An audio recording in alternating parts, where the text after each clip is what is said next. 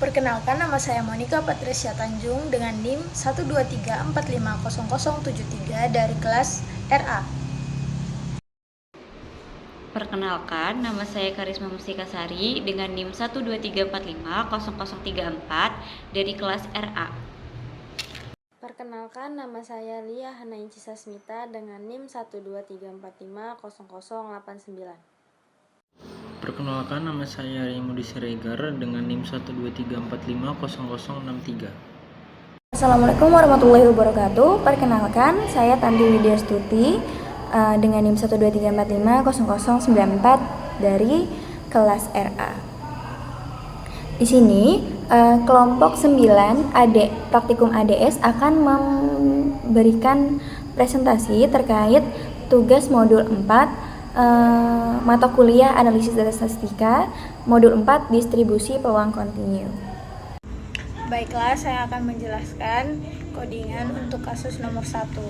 Nah, fungsi binom digunakan untuk menghitung kumulatif distribusi function atau CDF dari distribusi normal yang memberikan probabilitas bahwa sebuah nilai random variabel X akan kurang dari atau sama dengan nilai tertentu. Dalam contoh ini, kode binom 170, mean, standar deviasi memberikan probabilitas bahwa tinggi badan seorang siswa kurang dari atau sama dengan 170 cm. Begitu juga dengan binom 160, mean, standar deviasi memberikan probabilitas bahwa tinggi badan seorang siswa kurang dari atau sama dengan 160 cm. Nah, satu kali menyimpan nilai probabilitas tersebut dan ditampilkan dengan cat. Nah, outputnya akan menghasilkan probabilitas seorang siswa memiliki tinggi badan antara 160 cm dan 170 cm. Pada binom 180, mean, standar deviasi memberikan probabilitas bahwa tinggi badan seorang siswa kurang dari atau sama dengan 180 cm. Dengan mengurangi nilai ini dari 1 dengan kode 1 dikurang binom 180, mean, standar deviasi, kita mendapatkan probabilitas bahwa tinggi badan siswa lebih dari 180 cm. Kemudian menghitung tinggi maksimal untuk 5% siswa terpendek. Ini fungsi QNorm digunakan untuk menghitung nilai kuantil atau kuantil function dari distribusi normal yang memberikan nilai X sedemikian rupa sehingga probabilitas nilai random variabel kurang dari atau sama dengan X adalah sama dengan probabilitas yang diberikan. QNorm 0,05, mean, standar deviasi memberikan tinggi badan maksimal yang termasuk dalam 5% siswa terpendek. Dengan kata lain, QNorm mencari nilai tinggi yang membatasi 5% siswa terendah dari distribusi normal yang diberikan. Kemudian, menghitung tinggi minimal untuk 10% siswa tertinggi. Nah, digunakan QNorm 0,90, mean, standar deviasi memberikan tinggi badan minimal termasuk dalam 10% siswa tertinggi. Fungsi QNorm menghitung nilai tinggi yang membatasi 10% siswa teratas dari distribusi normal yang diberikan. Kode-kode yang digunakan adalah menggunakan distribusi normal untuk menghitung probabilitas tinggi badan dan menentukan nilai ambang batas tinggi badan tertentu. Fungsi binom digunakan untuk menghitung probabilitas kumulatif dan fungsi QNorm digunakan untuk mencari nilai kuantil atau ambang batas dari tinggi badan. Kemudian pada kasus 1 nomor 5 itu terdapat berapa persentil ke-75 dari distribusi tinggi siswa tersebut. Setelah menghitung nilai X5 akan menyimpan hasil dari QNorm yaitu 171.744,9. Fungsi cat digunakan untuk mencetak teks ke konsul. Output yang dihasilkan yaitu persentil ke-75 memiliki hasil 171.744,9 cm. Dalam konteks distribusi normal, ini menunjukkan batas tinggi siswa yang mencakup sebagian besar dari kelompok tersebut. Nilai tersebut mendekati 172 cm dan bisa diartikan bahwa tinggi Siswa yang berada dalam kategori 75% tertinggi adalah sekitar 172 cm atau lebih rendah. Jadi, output tersebut menunjukkan bahwa 75% dari siswa memiliki tinggi kurang dari 171.744,9 cm. Kemudian pada kasus 2 nomor 1, sebuah mesin di pabrik mengalami kerusakan rata-rata setiap 8 jam kerja. Waktu antar kerusakan mesin mengikuti distribusi eksponensial dengan rate 1/8 per jam. Berapa probabilitas mesin akan mengalami kerusakan dalam 5 jam pertama? Di sini kita menggunakan fungsi PEX, kemudian ada 5 dan rate. Untuk fungsi PEX digunakan untuk menghitung probabilitas kumulatif dari distribusi eksponensial. Ini memberikan probabilitas bahwa waktu sampai terjadi suatu kejadian dalam hal ini kurang dari atau sama dengan nilai yang diberikan.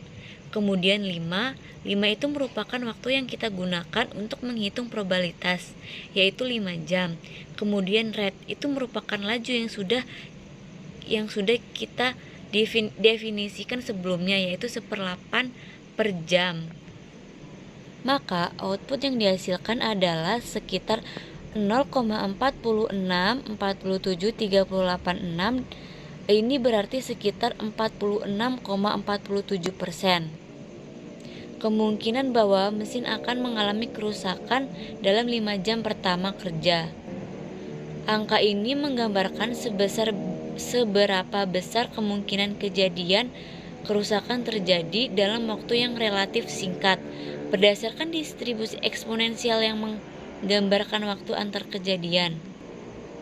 Jadi, output tersebut menunjukkan probabilitas mesin akan mengalami kerusakan dalam 5 jam pertama kerja adalah sekitar 46,47%.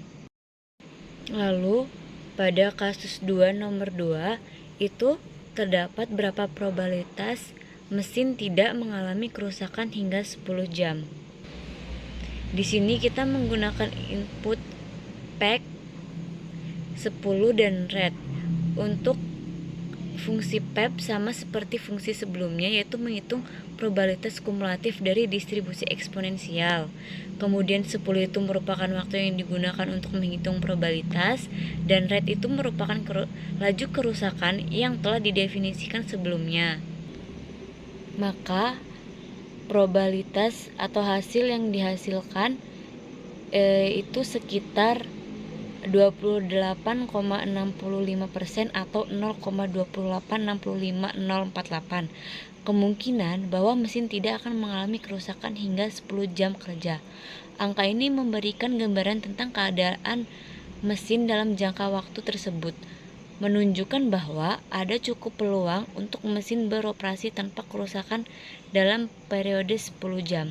Jadi, output tersebut menunjukkan bahwa probabilitas mesin tidak mengalami kerusakan hingga 10 jam adalah sekitar 28,65%.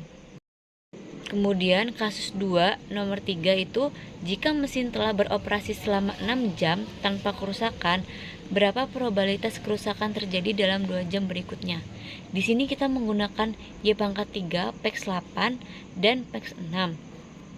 Dengan mengurangi probabilitas kumulatif hingga 6 jam dari probabilitas kumulatif hingga 8 jam, kita dapat mendapatkan probabilitas kerusakan yang terjadi dalam periode antara 6 hingga 8 jam.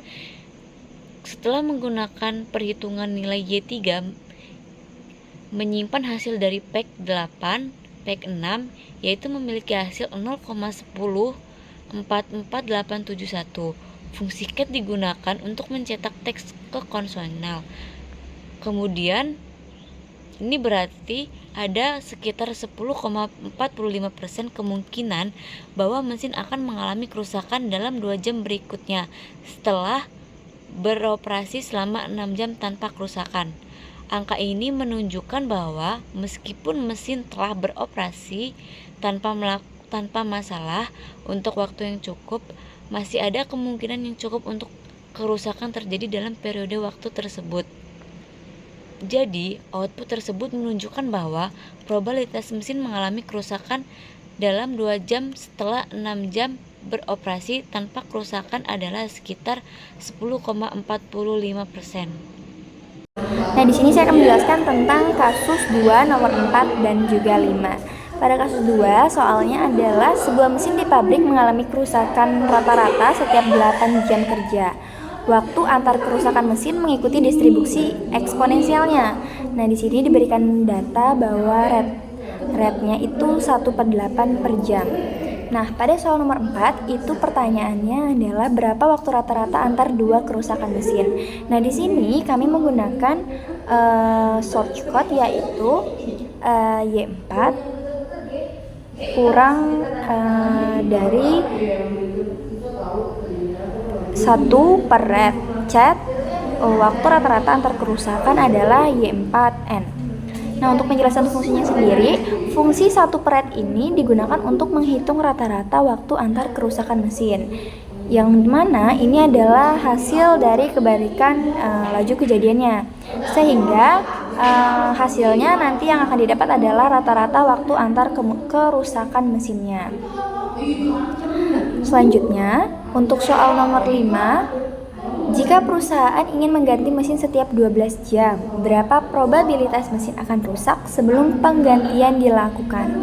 Nah, di sini shortcut yang digunakan adalah Y5 PEXP 12 red cat. Probabilitas rusak sebelum 12 jam adalah Y5N. Nah, untuk penjelasannya di sini, fungsi yang digunakan adalah PEXP 12, red. Nah, di sini digunakan untuk menghitung probabilitas nih bahwa mesin akan mengalami kerusakan sebelum 12 jam. Nah, ini juga akan menggunakan fungsi distribusi kumulatif dari distribusi eksponensial. Untuk hasilnya sendiri akan menghasilkan probabilitas bahwa mesin akan mengalami kerusakan sebelum 12 jam. Untuk soal pada kasus 3 nomor 1 itu kasusnya adalah waktu pemrosesan pekerjaan di sebuah server mengikuti distribusi gamma dengan parameter shape-nya K sama dengan 2, K sama dengan 2, dan rate-nya itu lambda sama dengan 0,5, lambda sama dengan 0,5 per jam, dimana shape-nya itu sama dengan 2 dan rate-nya itu sama dengan 0,5. Nah, untuk soal nomor 1, pertanyaannya adalah berapa probabilitas pekerjaan selesai dalam waktu kurang dari 4 jam. Nah, probabilitas pekerjaan selesai dalam waktu kurang dari 4 jam di sini kita menggunakan shortcut-nya yaitu Z1 kurang dari P gamma P, shape red sama dengan red. Di mana cat probabilitas selesai dalam kurang dari 4 jam adalah Z1. Nah, untuk penjelasannya sendiri, itu parameter shape yang digunakan ini ditetapkan ini kan menjadi 2 dan rate-nya 0,5 per jam nih. Nah, maka parameter rate ini adalah kebalikan dari parameter skalanya atau tetanya, teman-teman. Selanjutnya, untuk probabilitas pekerjaan selesai dalam waktu kurang dari 4 jam, ini kita menggunakan shortcut yang tadi sudah saya sebutkan, di mana fungsi P gamma 4, shape red sama dengan red menghitung probabilitas bahwa pekerjaan akan selesai dalam waktu kurang dari 4 jam menggunakan distribusi gamma, sehingga nanti hasil atau output yang dikeluarkan adalah probabilitas bahwa pekerjaan akan selesai dalam waktu kurang dari 4 jam. Selanjutnya untuk soal nomor 2 itu pertanyaannya adalah berapa probabilitas pekerjaan yang membutuhkan lebih dari 5 jam untuk selesai. Nah, untuk pertanyaan ini itu kita menggunakan shortcut-nya yaitu Z2 kurang dari 1 dikurang P gamma 5, shape, red sama dengan red cat. Probabilitas lebih dari 5 jam adalah Z2. Nah, di mana untuk penjelasan ini adalah fungsi 1 min P gamma 5, shape red sama dengan red ini digunakan untuk menghitung probabilitas pekerjaan yang membutuhkan lebih dari 5 jam untuk selesai. Nah, yang mana ini adalah komplement ya dari probabilitas bahwa pekerjaan akan selesai dalam waktu kurang dari 5 jam. Dimana hasil dari probabilitas ini adalah probabilitas pekerjaan akan membutuhkan lebih dari 5 jam untuk selesai. Pada kasus 3, di nomor 3 kami menggunakan pertanyaan yaitu berapa waktu rata-rata yang diperlukan untuk menyelesaikan pekerjaan. Di sini untuk menghitung waktu rata-rata yaitu rumusnya shape dibagi rate, dimana dalam codingan ini yaitu shape slash rate, dan hasil outputnya akan menghasilkan waktu rata-rata untuk menyelesaikan pekerjaan adalah 4 jam. Pada nomor 4 kami bertanya yaitu jika pekerjaan telah diproses selama 3 jam, berapa probabilitas pekerjaan selesai dalam 2 jam berikutnya.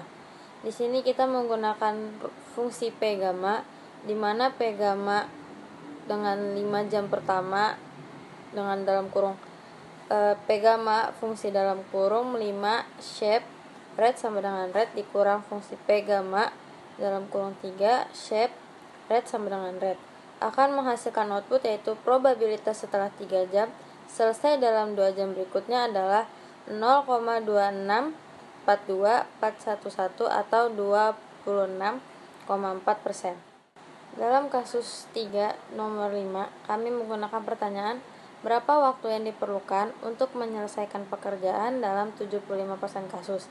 Untuk mencari hasilnya, kita menggunakan fungsi Q gamma yaitu 0,75 lalu ada shape lalu ada rate sama dengan rate. Kode tersebut akan menghasilkan output yaitu waktu untuk menyelesaikan dalam 75% kasus adalah kurang lebih 5,4 jam. Kasus 4 kita menggunakan distribusi beta. Dalam kasus 4 ini kami menggunakan yaitu seorang analis memodelkan tingkat keberhasilan sebuah proyek baru menggunakan distribusi beta dengan parameter alfa sama dengan 3 alfa sama dengan 3 dan beta sama dengan 2 beta sama dengan 2, di mana hasil proyek berkisar antara 0 yaitu gagal total hingga 1 yaitu berhasil total. Di sini kami menggunakan data yaitu alfa sama dengan 3 dan beta sama dengan 2. Pada nomor 1 kami bertanya yaitu berapa probabilitas proyek memiliki tingkat keberhasilan lebih dari 0,6.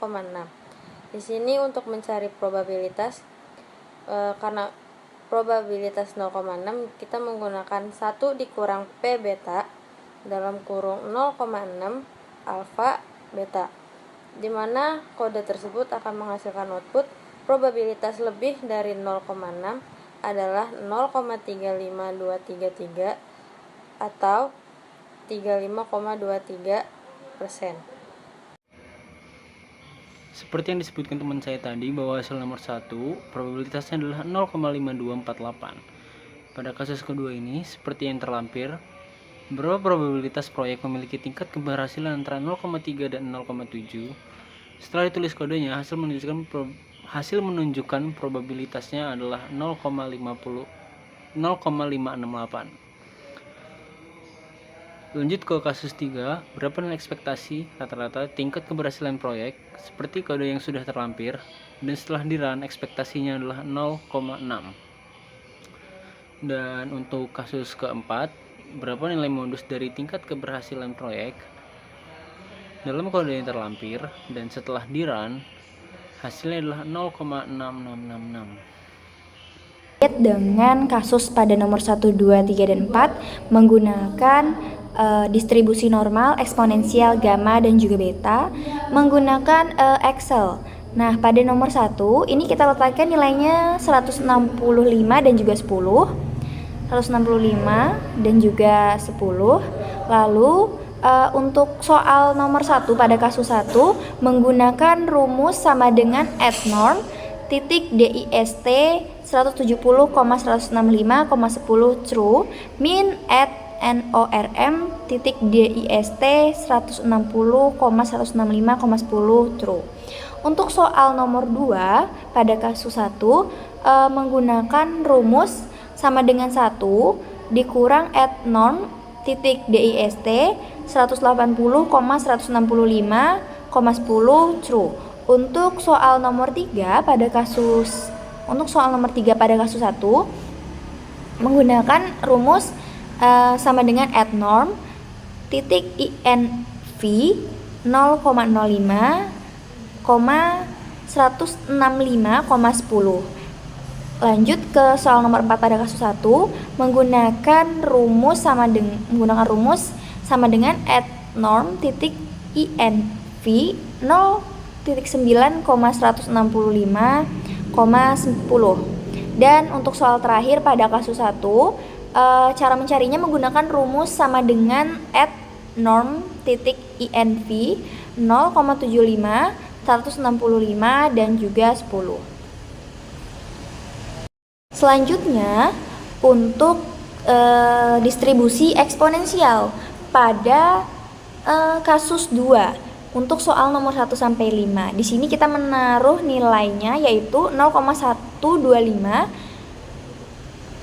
Lalu di sini kita menggunakan rumus sama dengan @expon.dist 5,1/8 true, sehingga dihasilkan hasil yaitu 0,464738571. Untuk soal nomor 1 itu rumusnya sama dengan 1 minus @expon.dist 10,1/8 true, dan didapatkan hasilnya yakni 0,28654049797. Untuk kasus 2 soal nomor 2 itu menggunakan rumus sama dengan @expon.dist 8,1/8 true @expon.dist 6,1/8, true, sehingga didapatkan hasilnya 0,1044871112. Dan untuk soal nomor 3 itu tinggal rumusnya itu 1/1/8, sehingga dihasilkan hasilnya yaitu 8.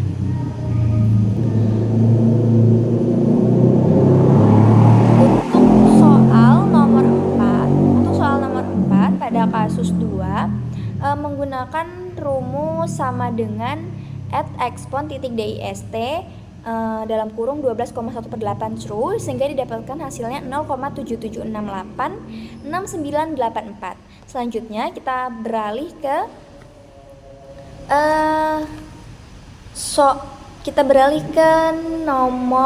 ke kasus 3 pada distribusi gamma. Itu diberikan nilainya yaitu 2 dan 0,5.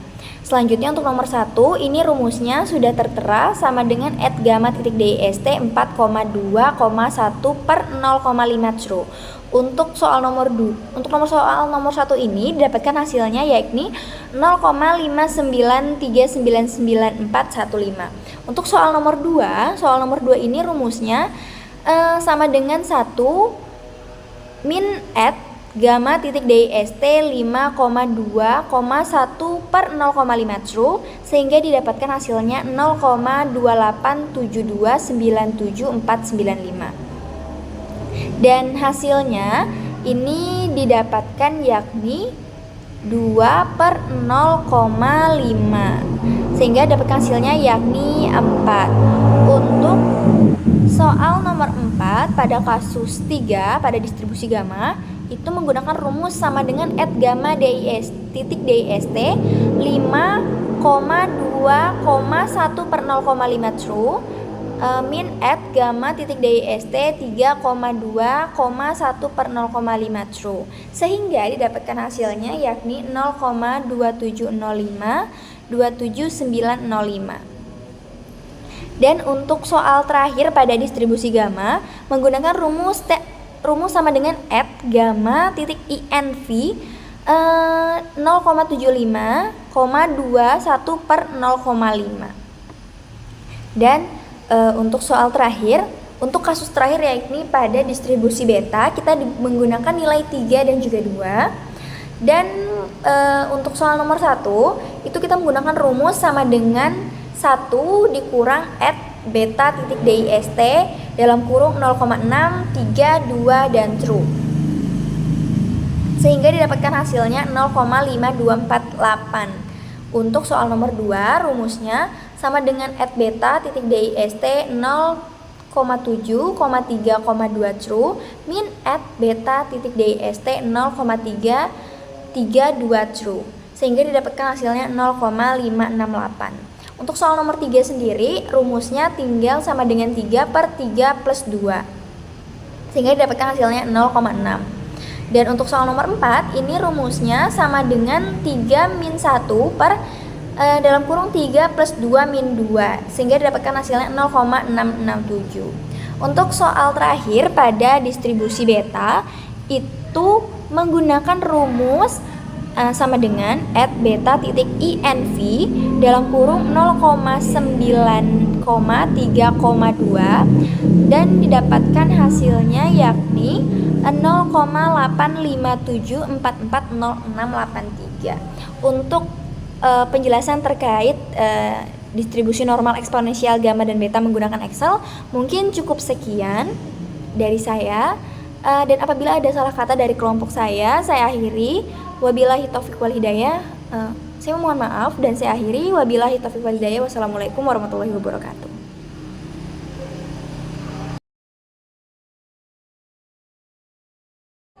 Cukup sekian dari kelompok kami. Saya perwakilan dari kelompok 9 mohon maaf apabila ada kesalahan dalam pengucapan. Saya akhiri. Wabillahi taufiq wal hidayah. Wassalamualaikum warahmatullahi wabarakatuh.